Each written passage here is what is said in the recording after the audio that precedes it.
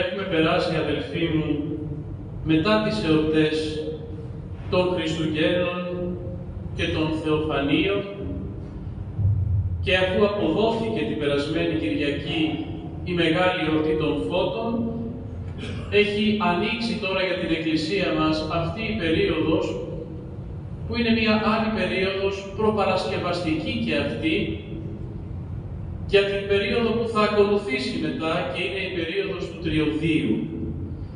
Η Εκκλησία συνεχώς μας προετοιμάζει για αυτό το οποίο πρόκειται να υποδεχθούμε κάθε φορά.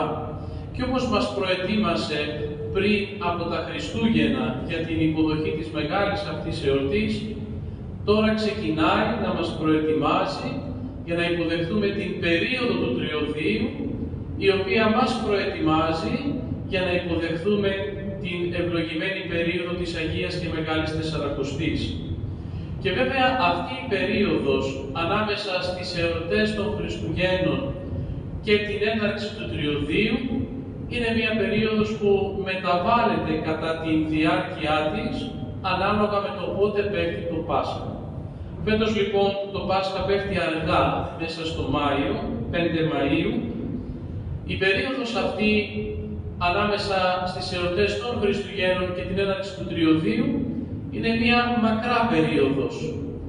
Και σε αυτή την περίοδο, η οποία αν δεν κάνω λάθος φέτος, έχει 5 Κυριακές.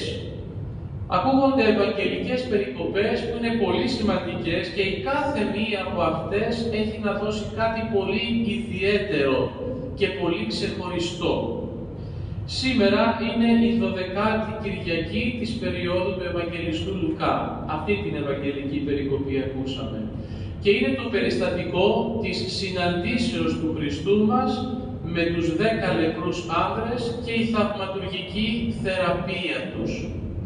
Ο Χριστός εισέρχεται σε μία πόλη, σε μία κόμη και εκεί συναντάει από μακριά βεβαίως 10 λεπρούς άνδρες, οι οποίοι καθώς είχαν μία πολύ μεταδοτική ασθένεια, ζούσαν αποκομμένοι από το κοινωνικό σύνολο, σε απομόνωση. Νομίζω πλέον μπορούμε να καταλάβουμε τι σημαίνει αυτό, γιατί έχουμε ζήσει αυτή την απομόνωση εξαιτίας μιας μεταδοτικής ασθένειας. Έχουμε ζήσει τι πάει να πει να ζεις αποκομμένος από την επικοινωνία με τους άλλους. Και θυμόμαστε όλοι πολύ καλά, νομίζω κανείς δεν πρόκειται ποτέ να το ξεχάσει, όσοι το ζήσαμε, πόσο πολύ μας έχει σημαδέψει αυτή η περίοδος και πόσο άσχημο είναι αυτό το συναίσθημα, να είναι απαγορευτικό να πλησιάσεις και να σε πλησιάσουν. Αυτή ήταν η ζωή αυτών των ανθρώπων. Και δεν την ζούσαν αυτή τη ζωή με την προσμονή ότι κάποια στιγμή θα περάσει όλο αυτό. Γιατί η μεγάλη παρηγοριά σε αυτό που ζήσαμε εμείς είναι ότι ζούσαμε με την ελπίδα και την προσμονή ότι κάποια στιγμή όλο αυτό θα τελειώσει. Όπως και έγινε. Και βγήκαμε από αυτή την απομόνωση. Αυτοί οι άνθρωποι ήταν καταδικασμένοι να ζουν έτσι μία ζωή, γιατί η ασθένειά τους δεν είχε θεραπεία. Σε αυτή λοιπόν την απομόνωση συναντούν τον Χριστό και από μακριά δεν τολμούν να τον πλησιάσουν, δεν επιτρεπόταν τότε δια νόμου, όπως δια νόμου δεν επιτρεπόταν και σε εμάς. Δεν μπορούσαν λοιπόν να πλησιάσουν και από μακριά, αναγνωρίζοντας ποιος είναι, γιατί η φήμη του Χριστού είχε φτάσει ακόμα και σε αυτούς τους ανθρώπους που ζούσαν στην απομόνωση, αναγνωρίζοντας τον, τους ζητούν να τους ελεήσει. Επιστάτα ελέησον ημάς. Έλεος ζητούν, να τους λυπηθεί στην κατάστασή τους και να τους βοηθήσει να απαλλαγούν από την ασθένεια αυτή. Και ο Χριστός δεν πάει κοντά, από μακριά επίσης, όχι γιατί φοβόταν μην κολλήσει, αλλά για να αναδείξει το μεγαλείο του θαύματος. Δεν τους πλησιάζει και τους λέει κατευθείαν. Ούτε τους λέει σας θεραπεύω. Τίποτα. Τους λέει απλώς φύγετε όπως είστε και πηγαίνετε στους ιερείς που ήταν οι υπεύθυνοι για να πιστοποιήσουν εάν κάποιος είχε θεραπευθεί, πηγαίνετε στους ιερείς να δείξετε τους εαυτούς σας. Και αυτοί οι άνθρωποι κάνουν απόλυτη υπακοή. Δείχνουν πίστη στον Λόγο του Χριστού. Πίστη. Πιστεύουν αυτό που τους λέει. Και φεύγουν κατευθείαν, δεν τους ζητούν διευκρινήσεις, μα τι, πώς, έτσι. Κάνουν ακριβώς ό,τι τους είπε, φεύγουν και πηγαίνουν προς τους ιερείς. Και μας λέει η Ευαγγελική Περικοπή ότι καθοδόν θεραπεύθηκαν. Την ώρα δηλαδή που επέστρεφαν να πάνε στους ιερείς, εκείνη τη στιγμή στον δρόμο όπως περπατούσαν άρχισαν να εξαφανίζονται τα σημάδια της λέπρας από επάνω τους. Και διαπίστωσαν μέχρι να φτάσουν στο ιερατείο ότι είχαν θεραπευθεί. Ένας από αυτούς, βλέποντας τι του συμβαίνει, αφήνει τα πάντα, δεν σκέφτεται τίποτα άλλο και αισθάνεται την απέναντι ανάγκη να επιστρέψει δοξάζοντας τον Θεό και να ευχαριστήσει τον ευεργέτη του. Και αυτό κάνει. Γυρίζει πίσω και ευχαριστεί τον Χριστό. Πέφτει κάτω με το πρόσωπο, λέει το Ευαγγέλιο, στο έδαφος και φυλάει τα πόδια του Χριστού και τον ευχαριστεί. Και ο Χριστός φυσικά απορεί. Δεν έγιναν καλά και οι 10. Οι υπόλοιποι 9 που είναι, δεν βρέθηκαν να δοξολογήσουν τον Θεό. Εκτός, λέει, από αυτόν, είπε στους μαθητές του τα έλεγε αυτά, ο οποίος μάλιστα είναι και Σαμαρίτης, εχθρός μας, εχθρός των Ιουδαίων. Και μέσα από αυτή την Ευαγγελική περικοπή, αγαπητοί μου αδελφοί, αφού ο Χριστός στο τέλος επιβραβεύει αυτόν τον άνθρωπο και την πίστη αυτού του ανθρώπου, μας αναδεικνύει ο Κύριος το σπουδαίο γεγονός της ευγνωμοσύνης προς τον Θεό, αλλά και το πώς η ευγνωμοσύνη συνδέεται με την πίστη. Και οι 10 αυτοί οι άνδρες θεραπεύτηκαν γιατί είχαν πίστη. Τους είπε ο Χριστός, πηγαίνετε να δείξετε τα σώματά σας στους ιερείς. Δεν ζητήσαν διευκρινήσεις, πιστέψαν αυτό που τους είπε. Είχαν πίστη. Αλλά ο Χριστός επιβράβευσε την πίστη αυτού του ανθρώπου. Η πίστη σου, του λέει, σε σοκέσε. Μα όλοι είχαν πίστη. Όλοι δεν σωθήκαν εξαιτίας της πιστέως τους. Γιατί η πίστη αυτού του ανθρώπου ήταν ξεχωριστή, ώστε να την επιβραβεύσει ο Χριστός. Γιατί η πίστη αυτού του ανθρώπου είχε την επιβεβαίωση της πίστεως, που είναι η ευγνωμοσύνη προς τον Θεό. Η ευγνωμοσύνη που δείχνει ο άνθρωπος προς τον Θεό είναι η επιβεβαίωση της πίστης που έχει προς Αυτόν. Και γιατί η ευγνωμοσύνη επιβεβαιώνει την πίστη? Διότι η ευγνωμοσύνη αναγνωρίζει το θαύμα. Εμείς, αγαπητοί μου αδελφοί, ως άνθρωποι, σε μία πλειοψηφία, και ο καθένας σας ελέγξει τον εαυτό του, δεν είμαστε ευγνώμονες απέναντι στον Θεό. Και μην μου πείτε, μα πώς, εμείς τον ευχαριστούμε κάθε μέρα, λέμε ευχαριστώ, δόξα τω Θεώ.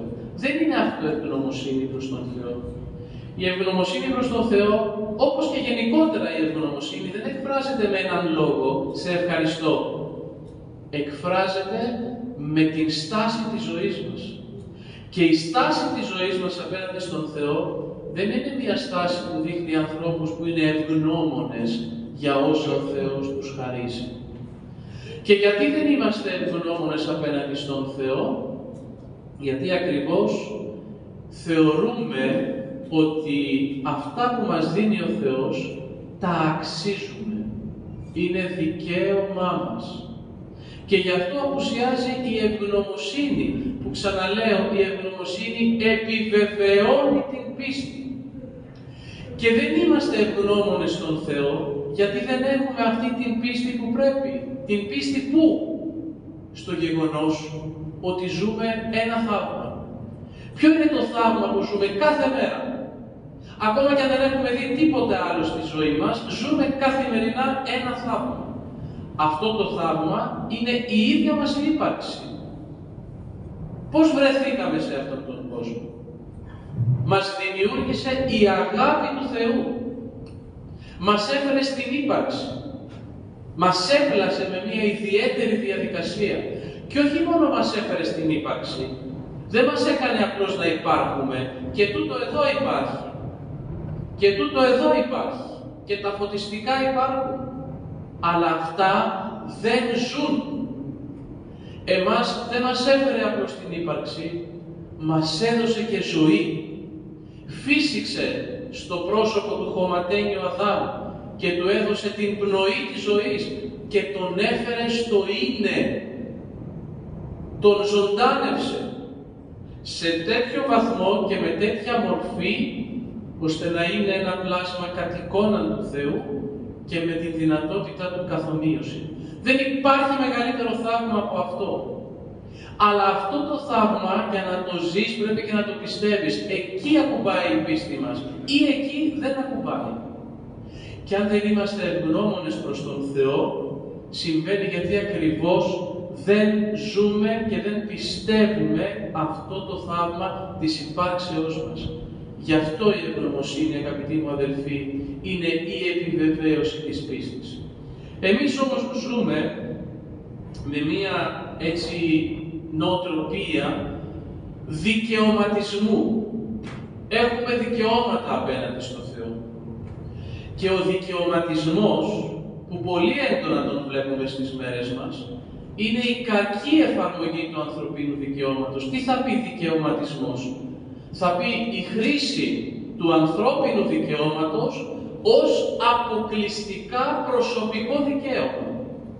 Χρησιμοποιώ δηλαδή το ανθρώπινο δικαίωμα που υπάρχει, έχουμε ως άνθρωποι δικαιώματα, υπάρχουν ανθρώπινα δικαιώματα, χρησιμοποιώ όμως το ανθρώπινο δικαίωμα προς εξυπηρέτηση του προσωπικού ατομικού μου δικαιώματος.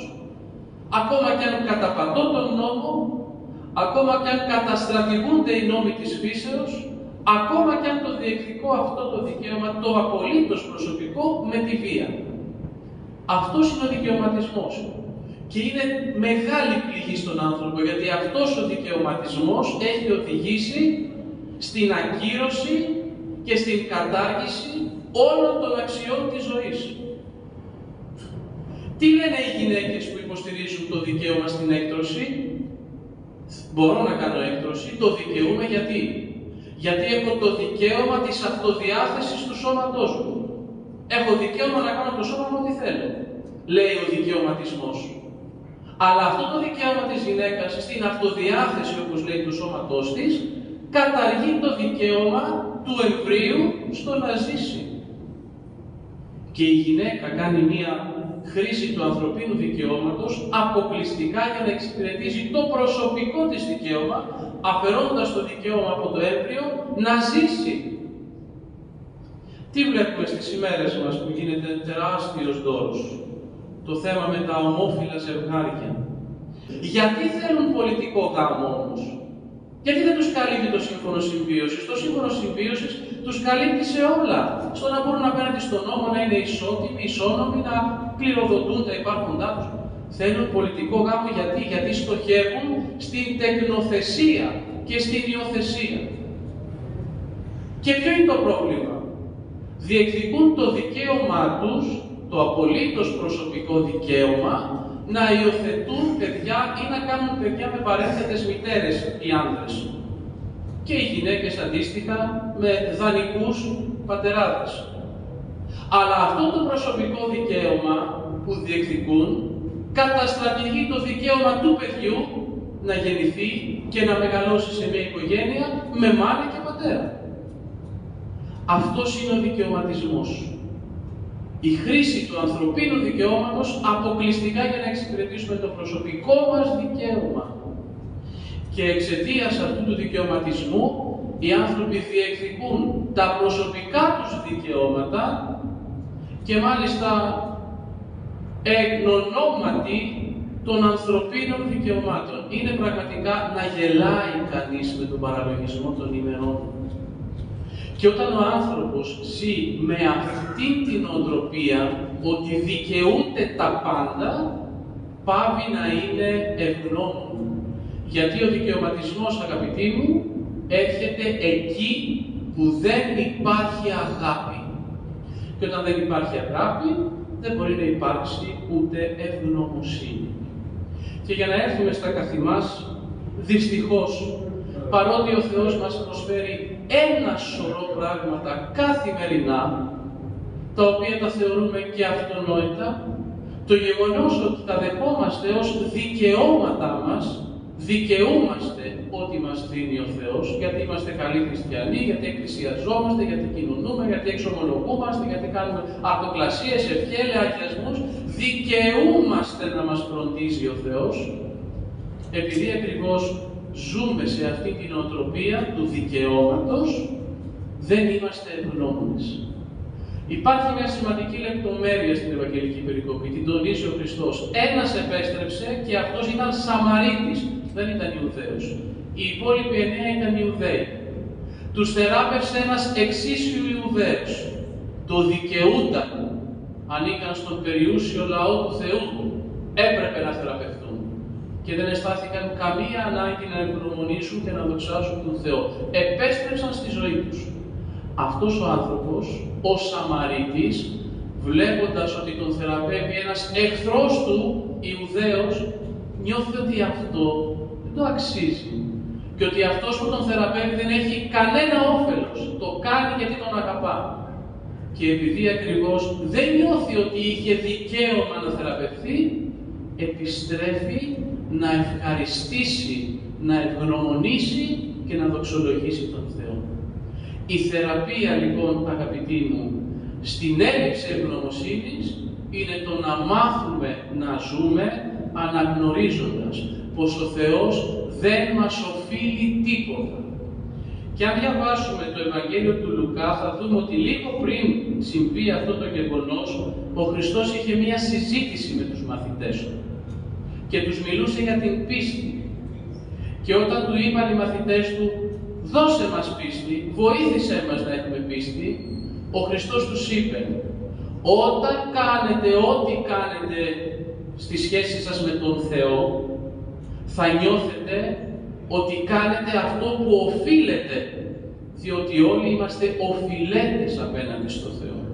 Κανένας μας δεν έχει δικαιώματα ενώπιον του Θεού. Όλοι μας είμαστε οφειλέτες, γιατί ο Θεός ξεπλήρωσε το δικό μας χρέος απέναντι στην πτώση και την αμαρτία. Αν θέλουμε λοιπόν ως άνθρωποι να είμαστε ευγνώμονες, πρέπει να ζούμε με ταπείνωση, αναγνωρίζοντας ότι είμαστε οφειλέτες ενώπιον του Θεού και ότι από τον Θεό δεν δικαιούμαστε τίποτα, γιατί μας έχει δώσει το μεγαλύτερο θαύμα, που είναι η ίδια η ύπαρξή μας. Και όταν ο άνθρωπος κάποτε αποφασίσει να βγει από αυτή την πλάνη του δικαιωματισμού, τότε και οι αξίες θα επιστρέψουν στη ζωή μας και αυτά τα φαινόμενα που ζούμε αυτές τις ημέρες θα πάψουν να υπάρχουν και επιτέλους η ανθρωπότητα θα μάθει να ζει ευγνωμονώντας και δοξολογώντας τον Θεό. Αλλά όχι μόνο τον Θεό, και ο ένας τον άλλον. Γιατί και το μεταξύ μας έχει χαθεί.